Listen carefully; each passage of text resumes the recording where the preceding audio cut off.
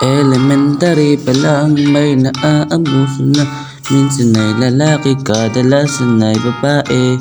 Imbis na tulungan, lalo pang inaasar yan. Tapos ang laging tinutulungan sa mga sigal na lalaki sa amin. Nang ako'y mag-high school ay nakakaranas ng gayan. Oo, ako'y lalaki, hindi ako babae.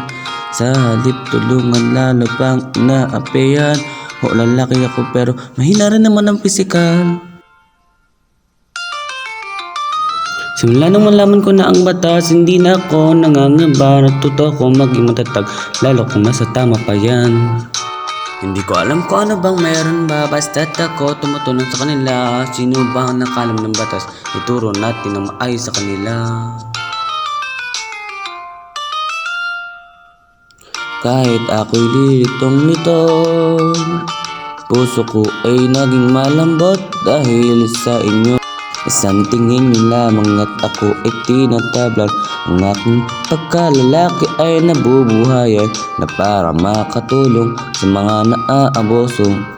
Hindi lamang sa mga naaaboso kundi sa mga magulang natin na araw-araw tayong iniibig sa ating buhay at papasarap.